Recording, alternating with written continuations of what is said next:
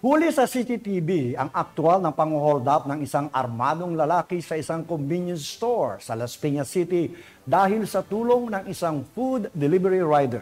Agad natunto ng pulisya ang kawatan at na-recover din na ang baril na ginamit pati na ang perang tinangay nito.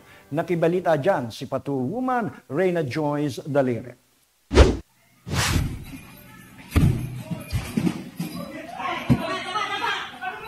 Arestado ng mga pulisya ng Las Piñas PNP ang isang hold-upper na ng hold-up sa isang convenience store sa isang village sa bahagi ng Barangay Talon 5, Las Piñas City. Kinilala ni Chief of Police, Police Colonel Sandro J. Tafalla ang suspect na si alias Alan, 48 anyos, na isang call center agent. Sa kuha ng CCTV footage, makikita ang isang lalaking nakamotorsiklo at nakakapote ang pumarada sa harap ng tindahan.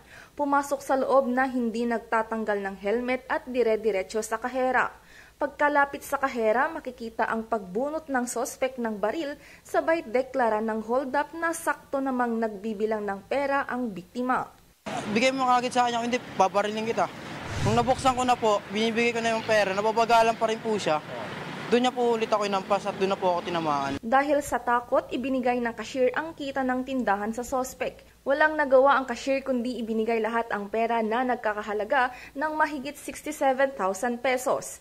Nang makuha ang nalimas nitong pera, nagmadaling tumakas ang sospek at natumba pa ang motorsiklo nito. Sinubukan pang habulin ng cashier ngunit humarurot na ito ng takbo papunta sa direksyon ng Alabang Zapote Road. Agad isinumbong ng biktima ang nangyaring insidente sa Talon Police Substation na agad naman rumisponde sa pinangyarihang lugar. At sa tulong ng isang food delivery rider na nakakita sa pangyayari, agad nagsagawa ng hot pursuit operation upang matunton ang kinaroroonan nito.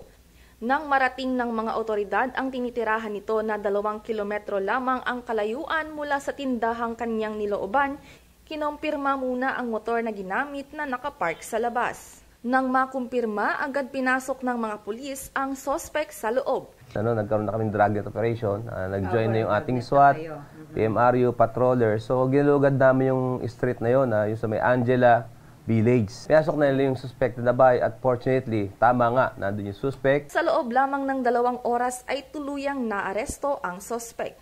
Sa pag-aresto, na-recover ang baril, mga bala at mga gamit na kanyang ginamit sa pang-hold up. Nabawi din ang mga pera na kanyang hinold up. Ayon sa suspect, nagawa lang niya ang krimen dahil pandagdag gastos umano nito sa anak nitong may sakit.